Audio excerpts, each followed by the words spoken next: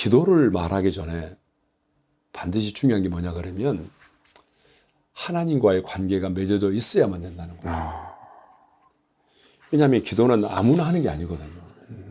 사실 어떤 면에서 보게 되면 이 땅에 존재하는 모든 사람들은 기도의 대상이 다를 뿐이지 기도는 하고 있어요. 그렇죠. 그렇잖아요. 산신령은 다른 사람들. 그럼요. 네. 그러니까 우리가 이제 지금 말하고 있는 기도라고 하는 것은 아무나 하는 게 아니고 하나님의 자녀된 자가 하늘에 계신 아버지에게 하는 거잖아요. 네, 맞아요. 그러니까 분명히 아들과 아버지라고 하는 관계가 맺어져 있어야만이 기도가 가능하다는 거죠. 관계가 맺어졌다고 하는 것은 그냥 뭐 같이 있다고 그래서 관계가 맺어지는 건 아니잖아요. 네. 관계가 맺어졌으면은 이제 삶이 있어야 되는 거고 또 관계가 맺어져 있으면은 대화를 나누고 살아야 될 거 아니에요. 친밀한 사귐이 있어야 되잖아요. 네. 아니 예를 들어서 관계가 맺어져 있는데 아무 얘기도 않고 있으면 얼마나 멋쩍어요. 그래서 관계가 맺어지는 것이 우선이고 네. 그 다음에 관계가 맺어져 있다면 그 다음부터는 이제 얼마나 친밀한 사귐이 있느냐, 얼마나 대화를 많이 나누느냐 이게 중요하거든요. 그러니까 기도는 응답 그 자체보다 더 중요한 게 있어요. 우리는 기도하게 되면 내가 원하는 것을 받아내는 어떤 수단으로 생각을 하는데 그것은 잘못된 거잖아요. 네. 예, 기도는 내가 원하는 것을 받아내는 수단이 아니고 1차적으로 기도는 하나님과 나와의 관계다. 관계. 예. 근데 그 관계가 맺어지려면 두 가지가 필요하죠. 두 가지 전제가 필요해요. 왜냐 그러면 하나님은 절대적으로 거룩하신 분이기 때문에 그 거룩하신 하나님이 이 죄인된 우리와는 관계를 맺을 수가 없는 거잖아요. 그러니까 반드시 관계가 맺어지려면 우리의 죄가 사함을 받아야 됩니다. 그리고 의롭다함을 얻어야 된다는 거죠. 그래야만이 하나님과 나와의 관계가 맺어지는 거잖아요. 네, 맞아요. 예. 그러면 어떻게 하면 이제 우리가 죄 사함을 받고 의롭다 하심을 얻을 수 있느냐는 가장 이제 본질적인 얘기잖아요. 근데 우리 힘과 능력으로는 우리의 죄악의 문제를 스스로 해결할 수가 없잖아요. 그래서 하나님이 예수 그리스도를 보내주셨고 시간과 공간을 초월해서 예수 그리스도가 우리의 모든 죄, 그러니까 알고 지은 죄, 모르고 지은 죄, 또 미래에 지을 죄, 과거에 지은 죄, 또 드러나는 죄, 드러나지 않을 죄까지. 그러니까 하나님이 보셨을 때 이건 죄다라고 생각되어지는 그 모든 죄를 주님이 담당하신 거죠. 예, 그리고 그 주님이 십자가에서 우리의 죄값을 완벽하게 치르신 거죠. 어떻게? 죄라고 하는 것은 값이 지불돼야만 되잖아요. 그러면 어떻게 하면 값이 지불되겠어요? 일단 수치를 받아야 돼요. 왜냐하면 죄는 수치로 오니까. 수치를 받고 그 다음에 형벌을 받아야 되죠. 그리고 죄값은 사망이니까 죽음을 당하셔야 되잖아요. 그래서 우리 예수님은 이 땅에 오셔서 우리의 죄를 사하기 위해서 수치를 당하시고 그리고 형벌을 받으시고 그리고 마지막에 죽으셨잖아요. 그리고 말씀하셨잖아요.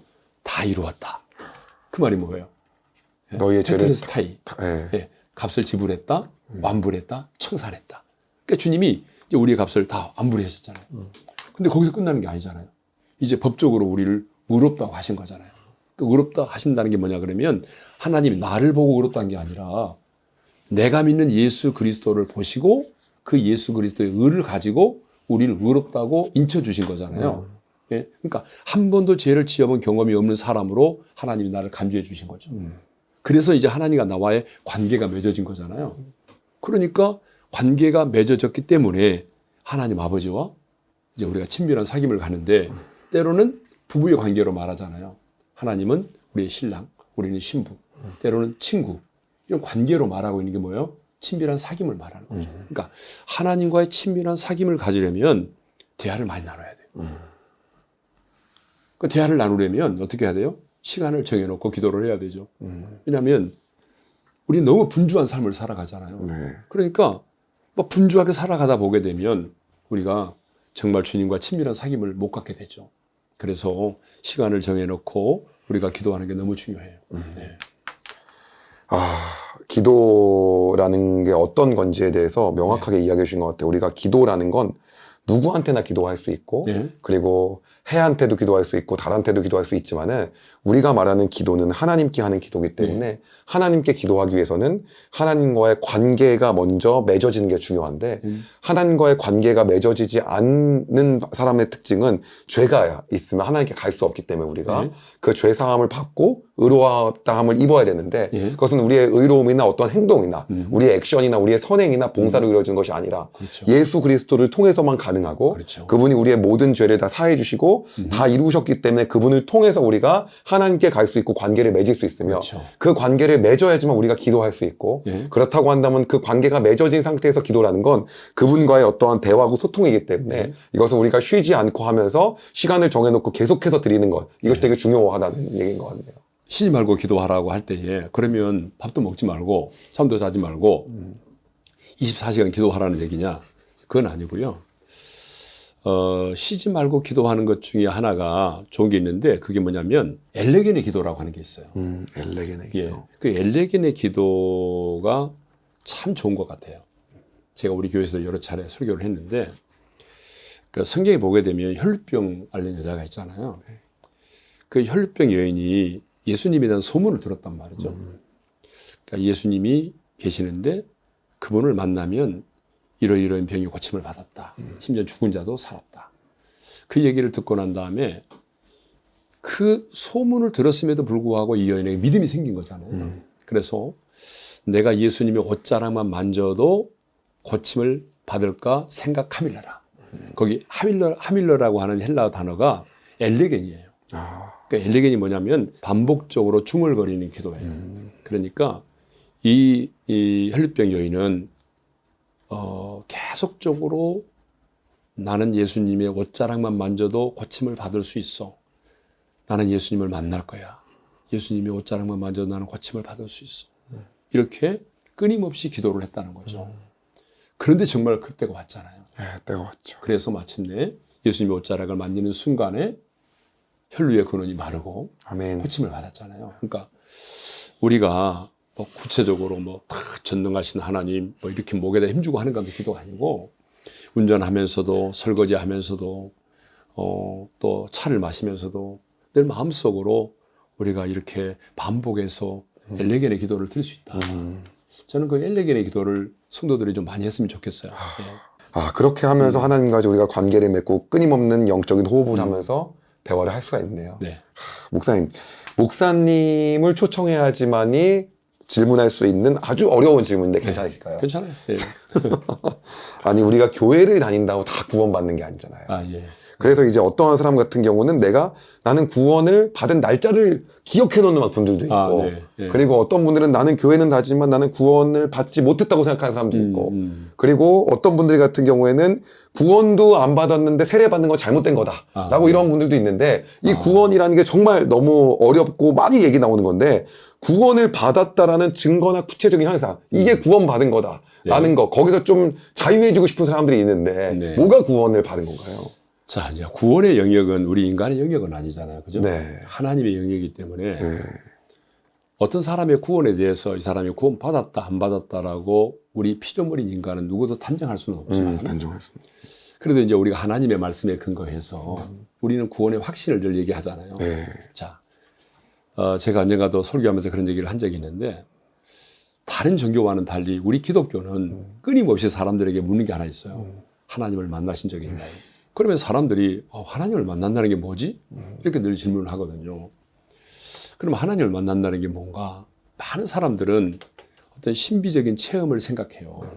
뭐 꿈속에서 주님을 만났다든지 아니면 뭐 내가 뭐 천국과 지옥을 실제로 뭐 내 영혼이 육체를 떠나서 갔다 왔다든지 이런 어떤 신비한 체험만을 가지고 하나님을 만났다라고 말하는데 그건 너무 주관적인 것이고 저는 그렇게 생각합니다. 하나님을 만났다는 게 뭐냐?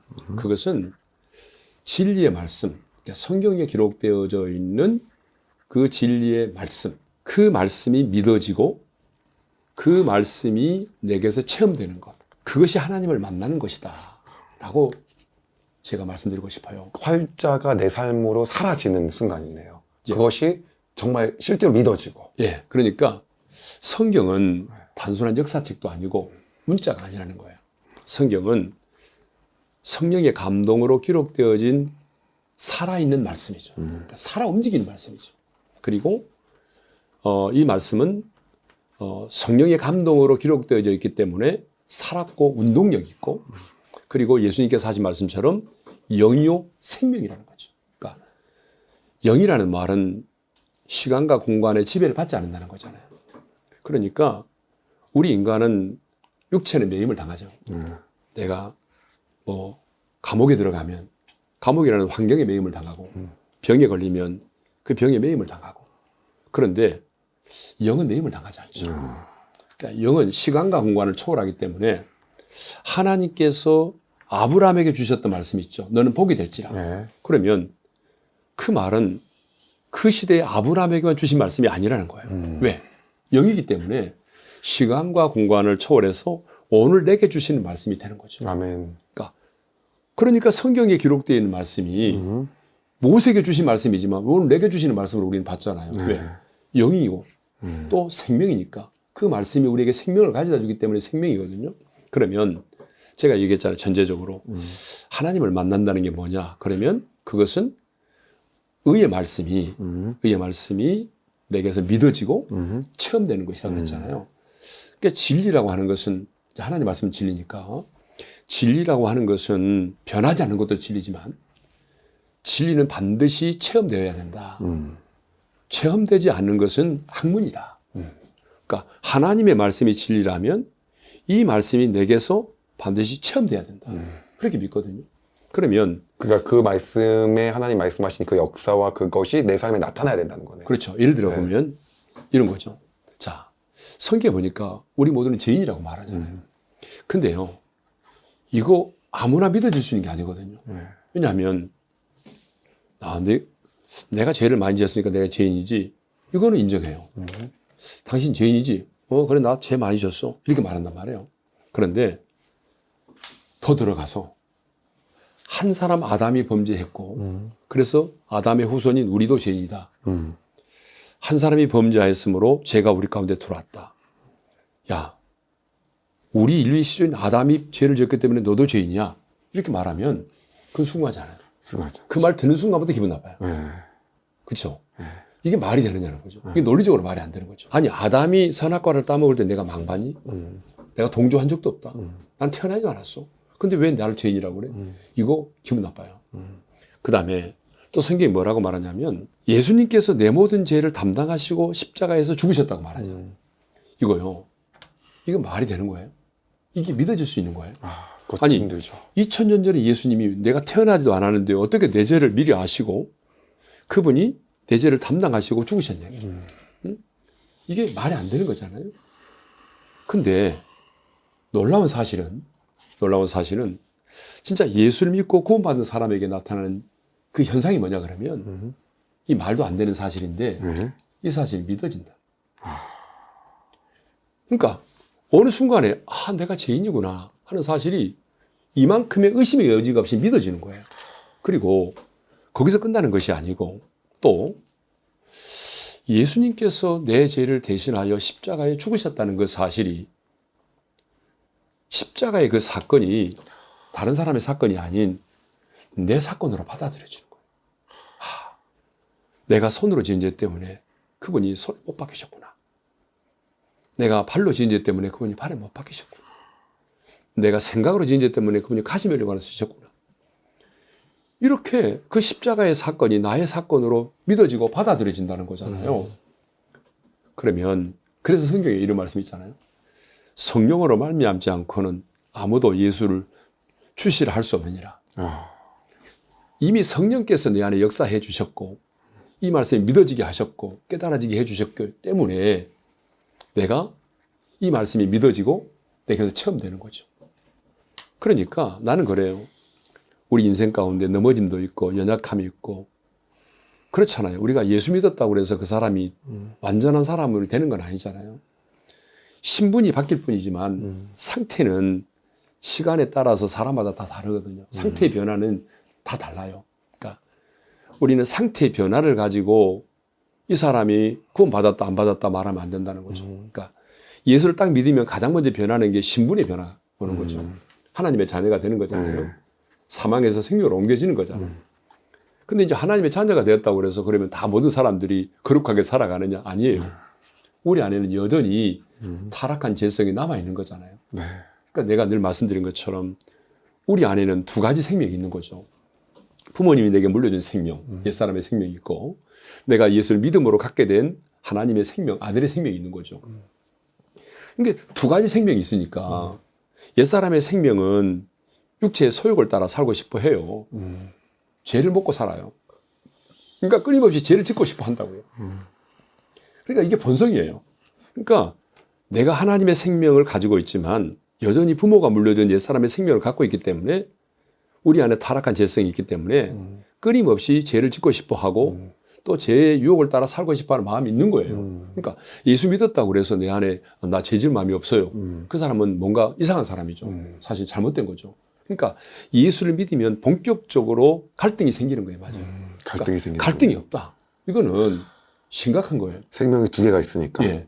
두 개의 생명이 있고 또 삶의 양식이 다르잖아요.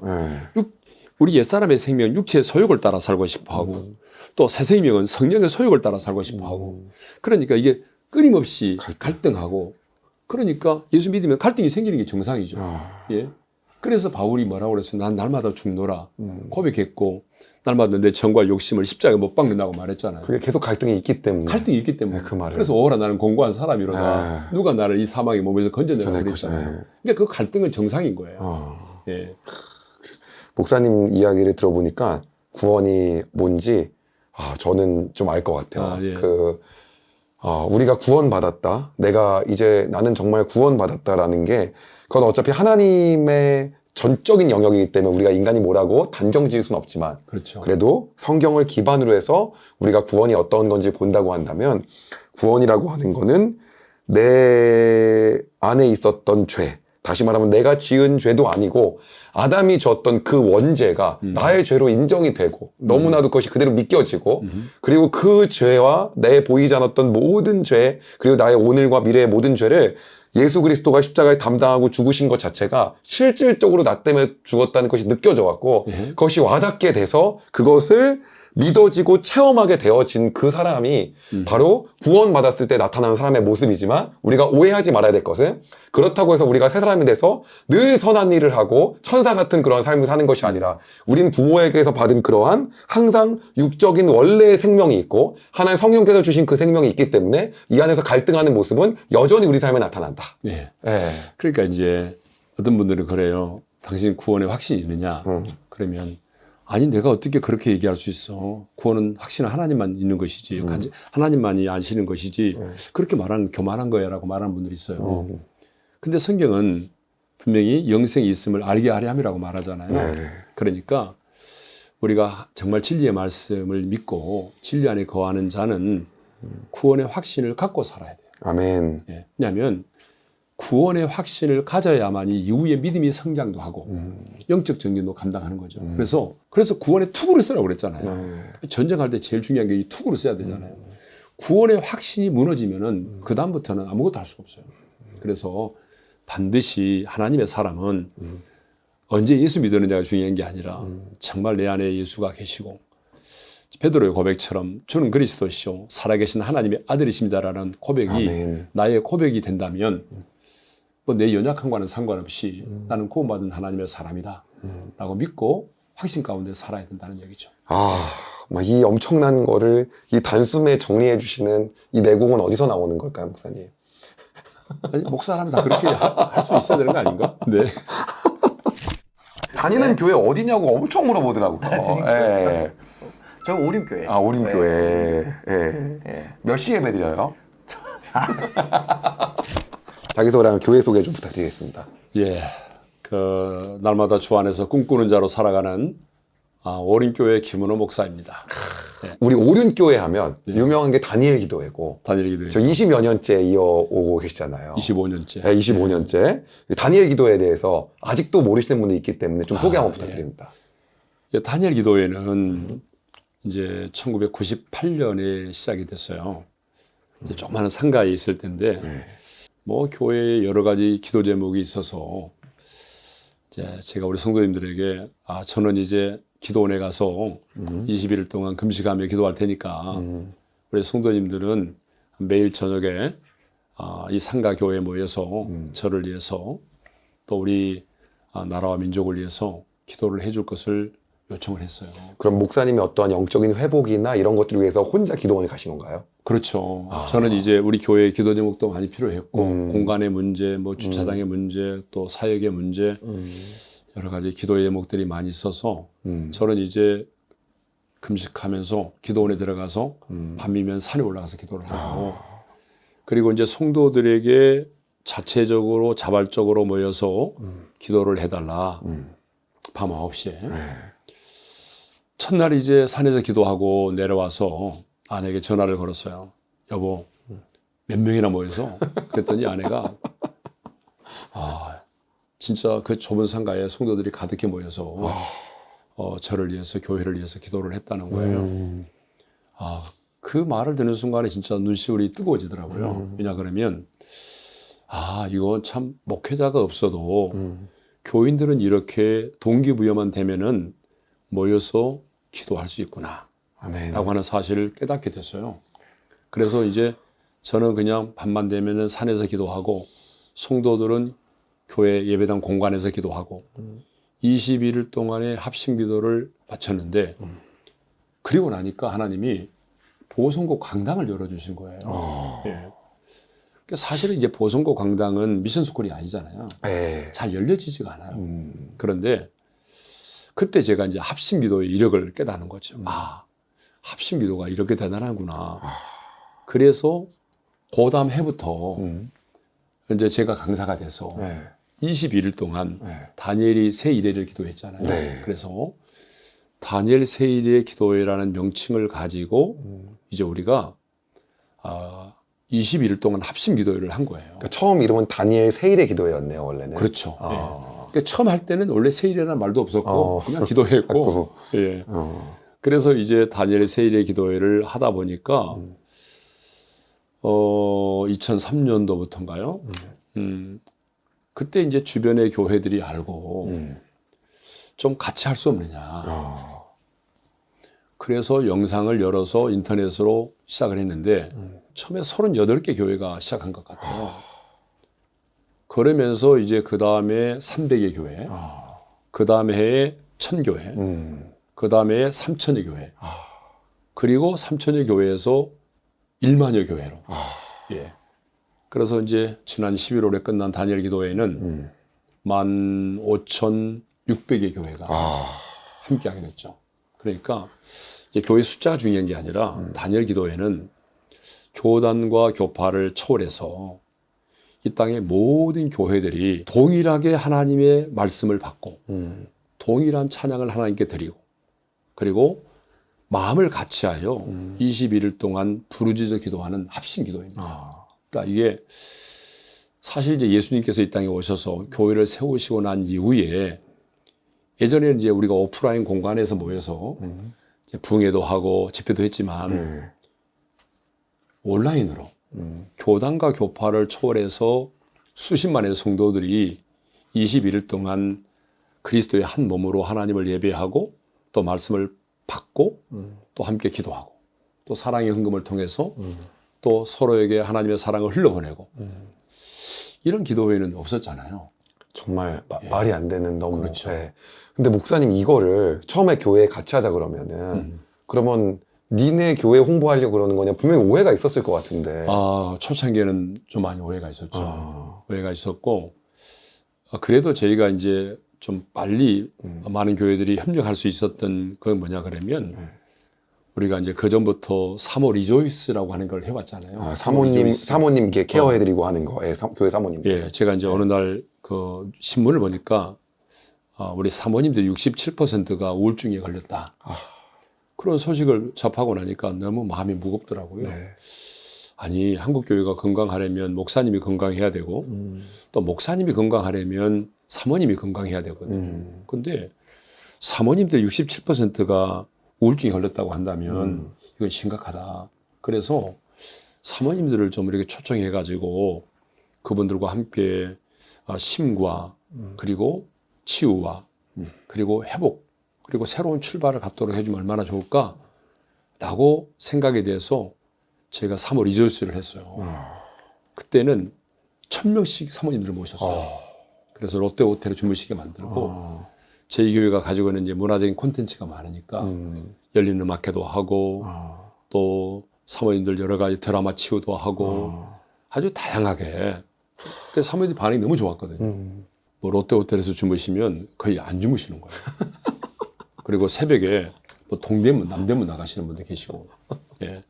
아무튼 사모님들이 그곳에 와서 너무 많은 쉼과 또 회복 그리고 새롭게 출발하니까 너무 좋았어요. 그런데 이 사모님들이 이제 우리 교회에서 전화를 하게 되면은 사모님들이 우리 교회에 대한 좋은 인식이 있으니까 그거 해라. 남편한테. 그러면 뭐 사모님 말 안 들을 목사님 안 계시고. 그래서 빨리 정착을 할 수가 있었어요. 네, 초기에.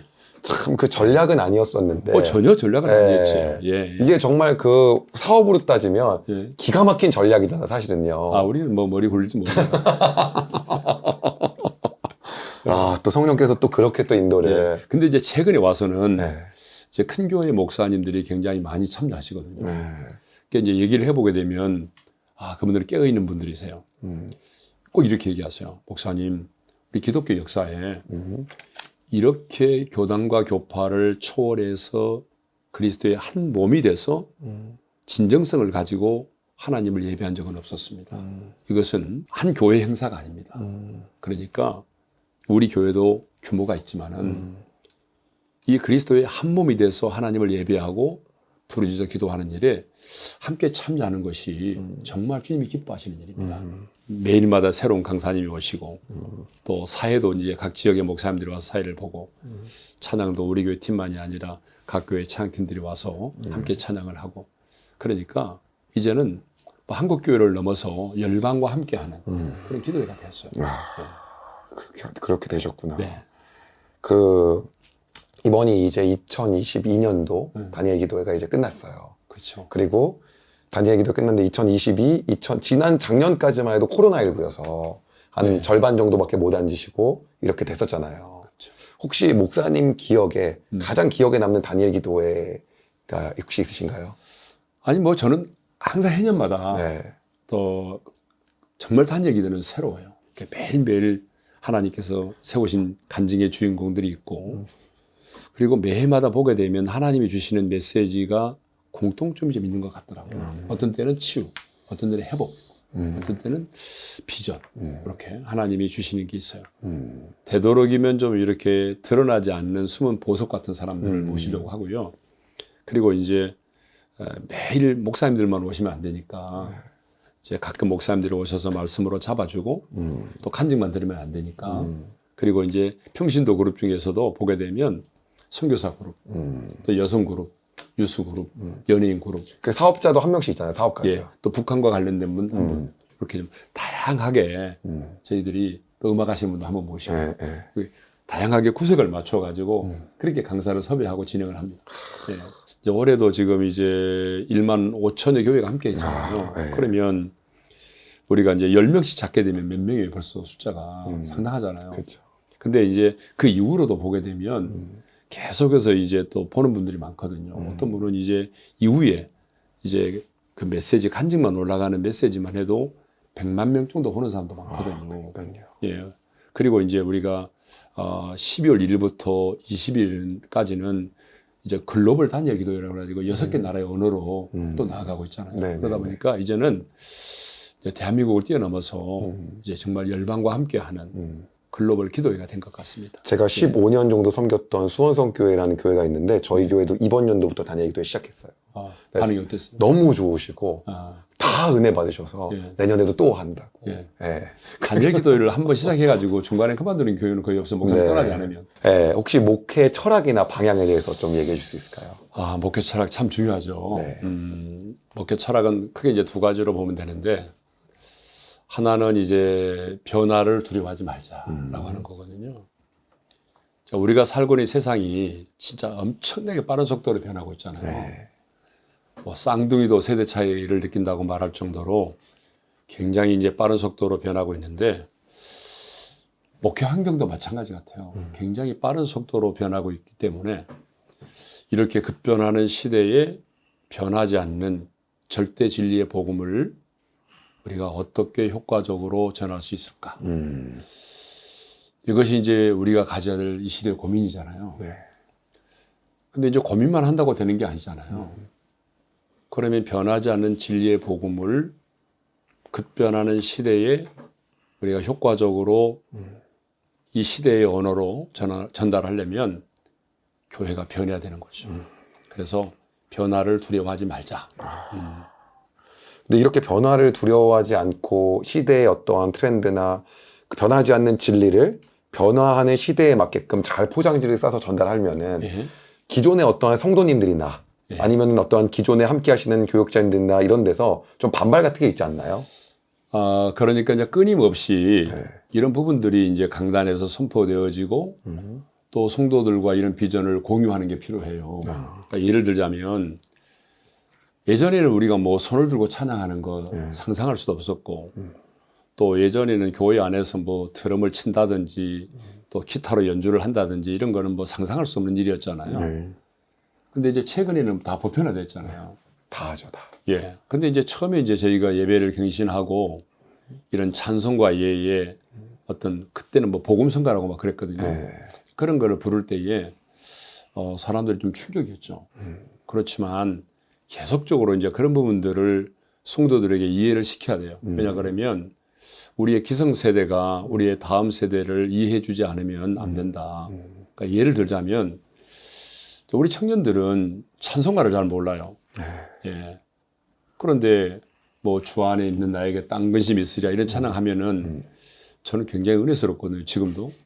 근데 청년들은 진짜 근심한다니까요. 내가 이 교회를 계속 다녀야 되는가 말아야 되는가 근심을 한다는 거죠. 예. 그러니까 저희 교회들은 그래서 저희 교인들은 그래서 뭐 청년들이 일어서서 찬양하고 박수치고 찬양하고 손뼉을 치고 찬양하고 또 엇박자에 찬양을 해도 우리 교회 분위기는 그런 것 같아요. 일단은 이해해주자. 예. 그런 분위기다 보니까 성도들이 좀 다른 교회에 비해서 변화를 좀 잘 수용하는 그런 편이죠. 예. 저는 처음에 오륜교회 오고 너무 놀랐던 게 대표 기도가 없잖아요. 네. 네. 그리고 솔직히 말하면 헌금 기도 겸 말씀 시작 기도 겸 대표 기도면 목사님 네. 다 하시잖아요. 그렇죠. 네. 예, 그리고 성가대도 매주 안 쓰고. 네. 예, 그리고 찬송가 안 부르고. 찬송가 부르긴 하지. 안 부르는 건 아니고. 그러니까 찬송가 뭐 347장 다 하잖아요. 예. 이거 없잖아요. 그건 아니죠. 예, 그러니까 그거 없고. 그리고 뭐 그 외에 기타 여러 가지가 뭐 참회 기도니 막 이런 거 있잖아요. 그런 게 없어서 저는 처음에 예. 오늘만 특별히 부흥회를 하는 줄 알았어요. 첫날 왔을 때. 그러셨구나. 예.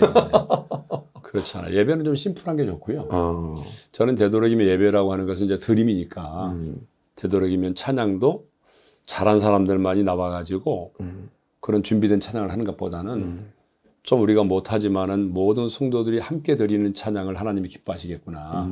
그래서 이제 콰이어를 한 달에 한 번만 세우는 한 달에 한 걸로 번. 하고, 성가대 한 달에 한 번. 예, 우리 모두가 함께 하는 걸로 하고, 장로님들의 대표 기도가 굉장히 은혜스러울 수도 있지만 때로는 이제 이게 상당히 목회자에게는 부담으로 다가올 때가 있죠.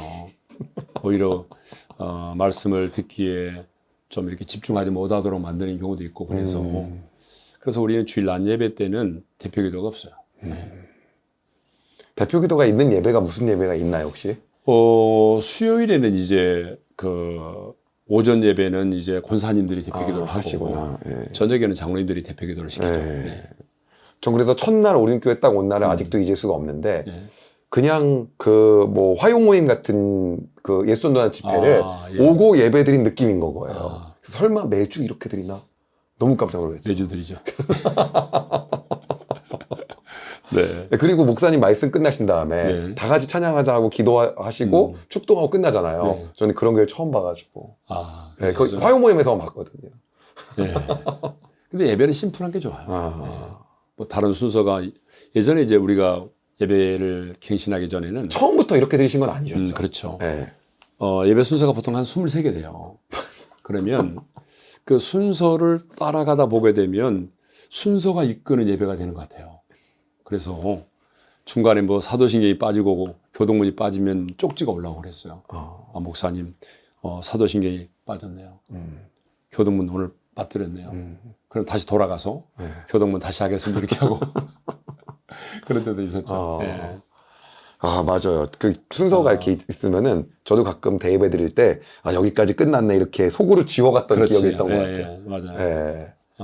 아, 그러시구나. 그럼 목회 철학 첫 번째, 변화를 두려워하지 말아야 된다. 변하지 않는 진리를 우리가 변하는 세상에 맞게끔 잘 전달하고 하는 거에 대해서 끊임없이 도전하고 기도하고 생각하고 고민하며 나아갈 필요가 있다. 그렇죠. 두 번째는 뭔가요, 혹시? 두 번째로는 성령의 역사를 제한하지 말자라고 하는 거예요. 어떤 교회는 이제 말씀 위주로만 한다고 하면서 성령의 역사를 제한할 때가 많거든요. 그런데 말씀과 성령의 역사는 동전의 양면과 같아요. 결코 분리될 수가 없어요. 그러니까 성령님께서 역사해 주셔야 말씀이 깨달아지는 거고, 아멘. 또 성령님께서 역사해 주셔야 내가 죄인이라는 사실도 깨닫게 되는 거고, 또 성령께서 역사해 주셔야 영적인 전쟁에서 승리할 수도 있는 거고, 그러니까 성령으로 말미암지 않고는 신앙생활 자체가 불가능해요. 그렇기 때문에 성령의 역사를 제한하지 말자. 이 말은 무슨 말인가 하면, 성령의 역사에 대한 성경의 말씀이 있다면 우리는 그 부분을 그냥 믿고 받아들여야 된다. 그러니까 하나님의 말씀이 성령의 역사에 대해서 얘기하고 있다면 이제 우리는 우리가 가지고 있는 편견을 내려놓고 그 성령의 역사를 인정하고 또 받아들여야 된다는 거예요. 그러니까 성령님이 역사하지 않으면요, 진짜 목회 안 됩니다. 어떤 열매도 일어날 수가 없어요. 공허해요. 제가 예전에 해보니까 성령님의 역사가 없이 내 인간의 힘과 능력으로 목회를 하려고 했던 적이 있었는데 굉장히 공허하더라고요. 힘들어요. 그리고 피곤해요. 열매가 없어요. 예. 그런데 이제 내 안에 계신 성령님과 친밀한 사귐을 갖고 그리고 성령 안에서 목회를 하니까 역시 성령님의 능력으로 목회를 하니까 또 성령 안에서 이루어지는 하나님의 나라를 경험할 수 있고 성령의 열매를 경험할 수 있고. 아멘. 예. 그래서 정말 목회하면서 중요한 것은 성령의 역사를 제한하지 말자라고 하는 거죠. 앞으로 어떻게 사역하시고 어떻게 비전이 있다면 좀 이야기해 주세요. 저희가 이제 교회를 개척해서 얼마 되지 않았을 때 우리 스스로 내규를 정해놓은 게 있어요. 그래서 이제 제가 65세까지 이제 은퇴라는 말은 쓰고 싶지 않아요. 은퇴라는 말은 쓰고 싶지 않은데. 그럼 뭔가요, 은퇴가? 일단 담임 목사직을 내려놓는 거죠. 내려놓고 그동안에는 이제 교회 중심의 목회만 해왔다면 이제부터는 조금 더 이제 예부 사역도 좀 하고 선교지도 가고 그리고 한국 교회를 섬기는 일에 넓은 영역에서 섬길 수 있지 않을까. 그리고 계속해서 이제 말씀과 기도의 사역은 해야 되겠죠.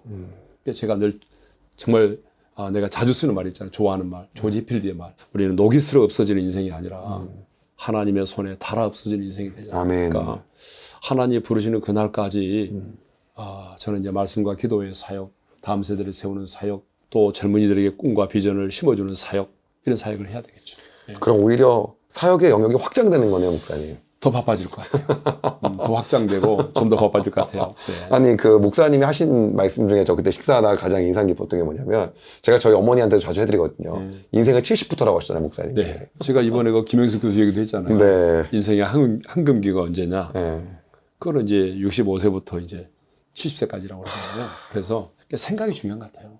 그러니까 나이가 들어도 꿈이 없는 사람은 진짜 늙은이고요. 또 젊은 사람도 꿈이 없이 살아가면 아무리 젊어도 젊은 늙은이잖아요.